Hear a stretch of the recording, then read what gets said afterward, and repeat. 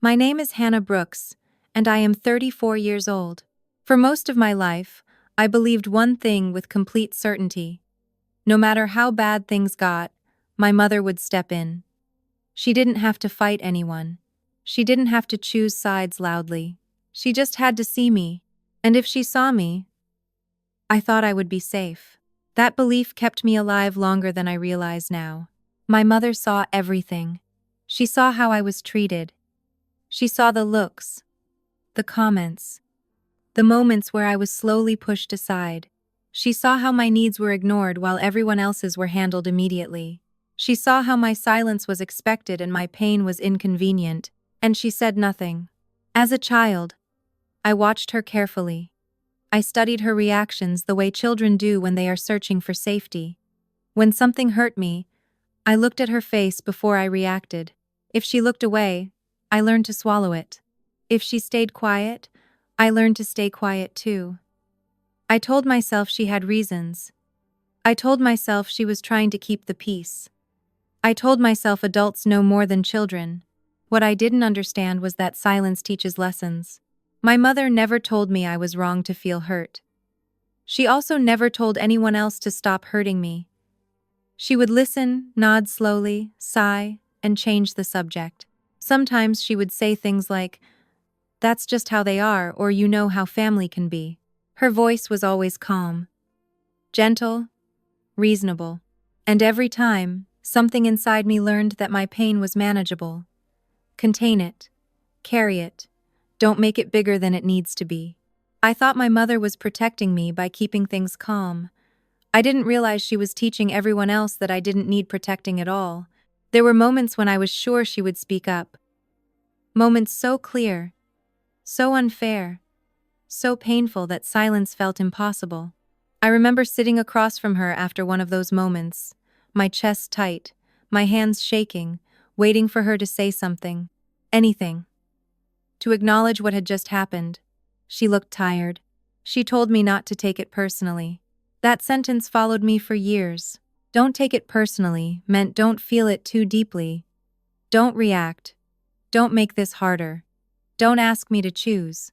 I learned that asking for protection made her uncomfortable, and because I loved her, I stopped asking. That's how the deepest betrayal began. Not with cruelty, with avoidance. My mother became the witness who never testified. When others crossed lines, she smoothed things over. When I cried, she suggested I try to understand their side. When I finally spoke up, she warned me about consequences. She never denied what was happening. She just treated it like something unavoidable. And I accepted that, because believing my mother would betray me felt too painful to consider. I built my entire sense of safety around her presence. I told myself that even if no one else cared, my mother knew the truth. That one day, when things went too far, she would finally say enough. That day never came. Instead, I became stronger in the wrong way. I became the one who didn't need defending. The one who could handle it. The one my mother didn't worry about because I didn't make noise. She worried about everyone else. I told myself that meant I was mature, independent, resilient. What it really meant was that I was alone, even when she was right there. The most painful part isn't that my mother didn't stop them. It's that she watched me change to survive and let it happen. She watched me become quieter. She watched me doubt myself. She watched me accept less and less. And every time she chose silence, it confirmed something dangerous. That my pain wasn't serious enough to disrupt the family. That my suffering was a fair price for peace. I didn't hate her then. I defended her. I told myself she was doing her best. I told myself she was trapped. I told myself love doesn't always look like protection. But deep down, there was a question I was afraid to ask. If my own mother could see everything and still stay silent, what did that say about my worth? That question stayed buried for years. It shaped every relationship I had. It taught me to expect abandonment in quiet forms. It taught me that love can watch you bleed and still call itself love. I didn't know it yet. But my mother's silence wasn't neutral. It wasn't kindness. It wasn't peacekeeping. It was permission. And one day, I would finally understand that the deepest betrayals don't always come from the people who hurt you directly. Sometimes, they come from the one person who could have stopped it and chose not to. There was a moment when I realized my mother's silence wasn't just hurting me anymore. It was protecting everyone else. Once that truth settled in, everything made sense in the worst way. The behavior didn't stop. It didn't slow down. It didn't soften with time. It escalated. Quietly, confidently, like people who know there will be no consequences. Because my mother had seen it all and said nothing, others learned something dangerous. They learned they could keep going. At first, the damage was subtle. Small comments, dismissive looks, jokes that landed only on me. I tried to brush them off, the way I always had. I told myself I was older now, stronger, that words shouldn't hurt this much. But they did, because I wasn't just hearing them from others. I was hearing them echoed in my mother's silence. Every time something happened, and she stayed quiet, it felt like confirmation.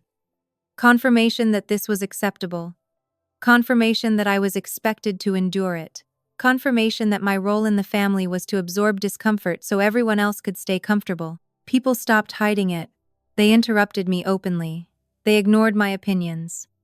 Decisions were made around me instead of with me. When I spoke up, I was told I was being sensitive. When I pulled back, I was told I was distant. No matter what I did, it was wrong. And my mother watched. Sometimes she was right there.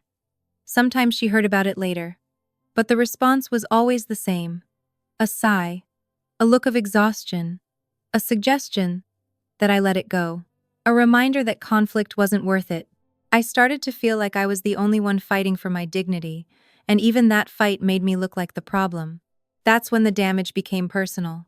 Because I had spent my whole life believing that if no one else protected me, my mother would. And now, her silence was being used against me. It made me question my reality. It made me feel childish for being hurt. It made me feel alone in a room full of people. The worst part was how normal it all seemed to everyone else. From the outside, nothing looked abusive. No one was yelling. No one was threatening me. It was just a slow erosion of respect, backed by the quiet approval of the one person whose voice mattered most to me. I tried to talk to her again. Carefully, gently. I told her I was hurting. I told her things felt unfair. I told her I felt invisible. She listened. She nodded. She said she understood. And then she asked me not to make things harder for the family. That sentence broke something in me, because I realized then that my pain was inconvenient to her. Not important, not urgent, just another thing she hoped would go away if ignored long enough. After that, the damage escalated faster. People became bolder. They corrected me in front of others. They spoke for me. They dismissed my boundaries. When I looked to my mother in those moments, she avoided my eyes, or she changed the subject, or she stayed quiet until the moment passed. Her silence didn't just hurt me. It trained me. I stopped speaking up. I stopped reacting. I stopped expecting fairness. I started editing myself constantly, choosing words carefully, shrinking my presence so I wouldn't trigger another moment she wouldn't defend me from. I became someone who apologized for existing too loudly. And as I became smaller, others became more comfortable crossing lines. Because no one was stopping them. And the one person who could have stopped them had already chosen not to. That's when I understood something terrifying. My mother's silence had shifted the balance of power. It told everyone that I was unprotected. It told everyone that my feelings were negotiable. It told everyone that I could be hurt without consequence. I felt betrayed not just because she stayed quiet, but because she stayed quiet while watching the damage grow. She watched me lose confidence. She watched me doubt myself. She watched me accept treatment that slowly erased me. And she let it happen. I used to think betrayal had to be loud. That it had to involve shouting, or cruelty, or obvious rejection. I didn't know that betrayal could look like a mother choosing peace over her child again and again. Her silence became the background noise of my life. Always present. Always shaping what was allowed.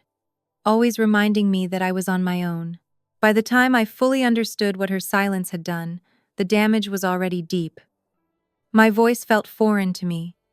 My instincts felt unreliable. My worth felt conditional. And the most painful realization of all was this: if my own mother could watch me be hurt and choose silence, then I had been surviving without protection my entire life. That truth didn't just hurt. It changed everything. Because once you see that kind of silence for what it really is, you can never unsee it. And I was getting closer to a moment where staying quiet would cost me more than speaking up ever could. There are questions you avoid your whole life because you already know the answer will hurt. For me, that question was simple. Why didn't you stop it? I had imagined this confrontation 1,000 times. In my head, it always went differently. She would finally understand. She would look at me with regret. She would say she didn't realize how bad it was. She would apologize. I held on to that hope longer than I should have, because hope felt safer than the truth. But the day I finally confronted my mother, hope didn't survive. It wasn't dramatic. There was no shouting, no slammed doors. That's what makes it worse. We were sitting together, the way we always had. Familiar space. Familiar silence. My hands were shaking, but my voice stayed calm. I had learned how to sound calm, even when I was breaking. I told her I was hurt. I told her I felt unprotected. I told her I felt alone all those years. Then I asked the question I had been carrying since childhood. Why didn't you say anything when you saw what was happening to me? She didn't answer right away. She looked away first. That pause felt endless. When she finally spoke, her words didn't come with anger or denial. They came softly, carefully, like she had rehearsed them long before I ever asked. She said she didn't want conflict. She said she was trying to keep the family together. She said she thought I was strong enough to handle it. That last sentence shattered me. Strong enough. I realized in that moment that she hadn't protected me because she believed I didn't need it. My pain had been invisible, not because she didn't see it, but because she decided it wasn't dangerous enough to act on. I asked her if she knew how much it hurt me. She said yes. I asked her if she knew it was destroying my confidence. She said maybe. I asked her why peace mattered more than me. She went quiet again. That silence was louder than anything she could have said. I waited for her to reach for me, for her to soften, for her to say she was sorry. Instead, she explained herself. She talked about how hard things were for her, how stressful life had been, how she didn't know what to do, how she felt stuck in the middle. And suddenly, I understood something painful. She wasn't listening to me. She was defending herself. The conversation slowly turned away from my pain and toward her discomfort. I became careful again. I could feel it happening inside me. The old instinct to protect her feelings kicked in automatically, even while mine were falling apart. I asked her one last thing. If she could go back, would she do anything differently? She hesitated. Then she said she didn't know. That answer broke something permanently, because it meant that even now, after everything I had lost, my pain still wasn't enough to outweigh her fear of disruption. Her comfort still came first. Silence was still her choice. I left that conversation feeling smaller than when I walked in. Not angry, just empty. I realized that day that the betrayal wasn't just in the past. It was still happening, every time she chose to explain instead of acknowledge. Every time she centered herself instead of me. Every time she stayed emotionally distant instead of present. The confrontation didn't give me closure. It gave me clarity. My mother wasn't going to change. She wasn't going to take responsibility. She wasn't going to protect me now, just like she hadn't then. And the most painful truth of all settled in quietly. I had been waiting for permission to heal from the very person who caused the deepest wound. Walking away from that conversation, I felt grief in a new form. Not grief for what happened, but grief for what would never happen. The apology I would never receive, the validation I would never hear, the protection that would never come. That night, I cried harder than I had in years. Not because of what she said, but because of what she couldn't say. I cried for the child who kept waiting, for the adult who finally stopped. The confrontation didn't end the pain, but it ended the illusion. And once that illusion was gone, There was no way back to silence anymore. Choosing distance did not feel brave. It felt like betrayal. Not of them. Of everything I had been taught to believe about love, family, and myself. After confronting my mother, I didn't walk away immediately. I sat with it. I replayed every word, every pause, every excuse she gave. I kept asking myself if I had been too harsh, too emotional, too demanding. Old habits don't disappear just because the truth shows up. They cling. They beg you to go back to what's familiar. Distance felt unnatural in my body. I had been trained to stay, to endure, to fix. Pulling back felt like abandoning a role I had been performing my entire life.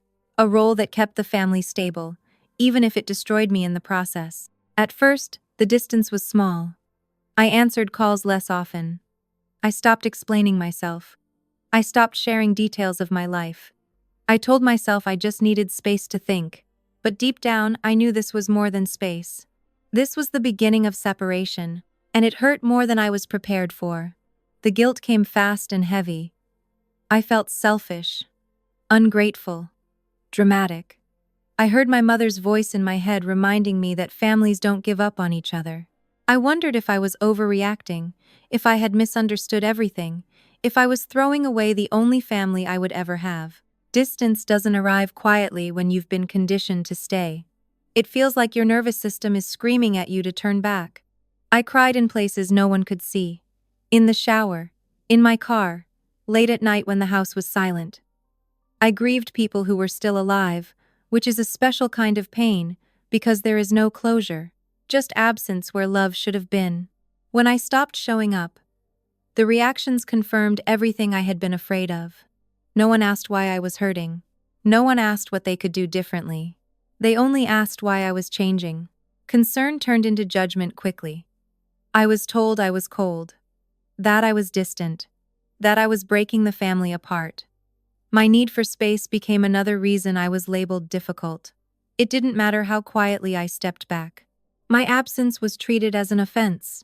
That hurt more than I expected, because it showed me that my value had always been tied to my availability, to how much I could give, to how much I could endure. The moment I stopped offering myself, the love disappeared with it. Distance stripped away all illusions. I saw clearly how little curiosity there was about my pain, how quickly blame replaced empathy, how easily my boundaries were framed as rejection. I realized that staying had never earned me protection. It had only earned me permission to be hurt again. Still, choosing distance felt like tearing myself in half. Part of me wanted to go back, to apologize for needing space, to make everything smooth again. That part of me was terrified of being alone, terrified of losing my mother completely, terrified of what it meant to choose myself when I had never been taught how. But another part of me was exhausted. That part knew I couldn't survive another conversation where my pain was minimized, another moment where silence was chosen over me, another year of shrinking so others wouldn't feel uncomfortable. Distance became an act of survival. I stopped responding to manipulation disguised as concern. I stopped defending myself against accusations that weren't rooted in truth. I stopped chasing understanding from people who benefited from misunderstanding me. The loneliness was crushing at first. There were days when I questioned everything, when I wondered if I had made a terrible mistake, when the silence felt heavier than the hurt I had left behind. Familiar pain is seductive. It whispers that at least you know how to survive it. But I stayed. I stayed with the discomfort. I stayed with the grief. I stayed with the fear. And slowly, something unexpected happened. My body began to relax. Not all at once. Not dramatically. Just small changes. I slept better. I breathed deeper. My chest didn't feel tight all the time. I realized how long I had been living in constant tension, always preparing for the next emotional hit. Distance gave me clarity I had never had before. I saw how abnormal it was to beg for basic protection. I saw how twisted it was to be called strong for enduring harm. I saw how my mother's silence had shaped my entire understanding of love. Choosing distance didn't make the pain disappear, but it stopped it from continuing. That realization came with its own grief. because it meant accepting that my mother might never change, that reconciliation might never come, that the relationship I wanted existed only in my hope, not in reality. Letting go of that hope was devastating, but holding on to it had been killing me slowly. Distance forced me to face a truth I had avoided my entire life. I could not heal in the same place I was being wounded. I could not grow where silence was valued more than my safety. I could not keep betraying myself to maintain peace. Walking away didn't feel like strength. It felt like standing alone without armor. But for the first time, I wasn't lying to myself. Choosing distance cost me connection, familiarity, and the illusion of unconditional love. It left me isolated, misunderstood, and grieving a family that was still alive. Yet staying would have cost me my voice, my identity, my will to live honestly. Distance wasn't the easy choice. It was the necessary one. And even though it hurt more than anything I had ever done, it was the first decision I made that did not require me to disappear. The aftermath was not quiet. It just looked that way from the outside. Once I chose distance, I thought the worst part was over. I believed the pain would slowly fade. That time would soften the sharp edges, that I would finally feel relief. Instead, I entered a phase of my life that was darker and more confusing than anything that came before. Because when you walk away from the place where your identity was formed, you don't just lose people. You lose yourself. At first I felt numb, not peaceful, not free, just numb. Like my emotions had shut down to protect me from feeling everything at once. I moved through my days on autopilot. I did what needed to be done, said what needed to be said, smiled when required. But inside, something felt hollow. I kept asking myself a terrifying question. Who am I, if I'm not the one who stays? For my entire life, my worth had been measured by endurance, by how much I could tolerate, by how quiet I could be when things hurt. My mother's silence had trained me to believe that love meant survival, not safety. So when I finally stopped surviving for others, I didn't know what was left. The damage didn't show up all at once. It surfaced in small, unsettling ways. I hesitated before speaking, even when no one was there to interrupt me. I felt guilty for resting, like I was doing something wrong. I apologized out loud to empty rooms. Those moments scared me more than the confrontation ever had. They showed me how deeply the silence had shaped me. There were nights when I replayed my entire childhood in my head, searching for signs I had missed. Moments when I wondered if I had exaggerated everything, if I had destroyed my family over nothing. That doubt crept in quietly, especially when loneliness grew loud. Isolation has a way of rewriting history. Without voices around me, my own thoughts turned against me. I questioned my memory. I questioned my reactions. I questioned whether my pain had been valid enough to justify leaving. Some nights, I almost reached out just to hear something familiar, even if it hurt. That scared me too, because it meant part of me still believed pain was better than emptiness. The identity damage became clearer when I tried to imagine my future. I couldn't picture it. Every version of my life had always included managing others, keeping peace, staying small. Without that role, my future felt blank. And blank spaces can feel terrifying when you've never been allowed to exist freely. I started realizing how much of my personality had been built around avoidance. Avoiding conflict. Avoiding disappointment. Avoiding my mother's discomfort. I didn't know what I liked. I didn't know what I wanted. I only knew how to adapt. That realization broke me in a new way, because it meant the deepest damage wasn't what they did to me. It was what I became to survive it. I noticed how easily I doubted myself in new relationships. How quickly I assumed I was asking for too much. How often I expected people to leave the moment I expressed a need.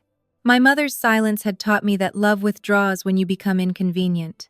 And unlearning that lesson felt impossible. Some days, I felt angry. Not at them, but at myself. Angry for staying so long. Angry for waiting for protection that never came. Angry for believing silence meant love. That anger came with shame, and shame made me want to disappear all over again. Other days, I felt grief so heavy it felt physical. Grief for the child who kept looking at her mother's face, searching for permission to feel safe. Grief for the adult who finally realized that permission would never be given. The hardest part was accepting that there would be no repair moment. No apology. No explanation that made it make sense. No ending that felt complete. That lack of closure damaged my sense of reality. I wanted a clear villain, a final conversation, a moment where everything clicked into place. Instead, I was left holding fragments, forced to build meaning without answers. That's when something shifted. Not suddenly, not dramatically, but quietly, like everything else in my life had. I realized that waiting for my mother to acknowledge the damage was keeping me stuck in it. That every day I spent hoping for her voice to validate my pain, I was still giving her power over my identity. And that realization scared me, because it meant healing required something I had never done before. Letting go without understanding. I started noticing small changes after that. Tiny, almost invisible ones. I caught myself laughing without guilt. I noticed moments of calm that didn't feel like waiting for the next emotional hit. I felt anger without immediately turning it inward. Those moments felt unfamiliar, even wrong, but they also felt real. The identity I had lost wasn't coming back. And slowly, I understood why. That identity had been built in silence. In fear. In adaptation. Losing it hurt, but keeping it would have destroyed me. I wasn't healed. Not even close. But I was no longer disappearing. I was learning to sit with discomfort without punishing myself for it. I was learning that my worth didn't depend on being easy to live with. Still, the suspense didn't disappear. Some nights, I wondered if I would regret this forever. If loneliness would always be the price of honesty. If choosing myself meant choosing isolation for the rest of my life. Those questions still haunt me. But there's one thing I know now, and it's the truth that keeps me moving forward. My mother's silence damaged my identity, but staying silent would have destroyed it completely. I don't know exactly who I am yet. I'm still rebuilding from pieces that feel fragile and unfamiliar.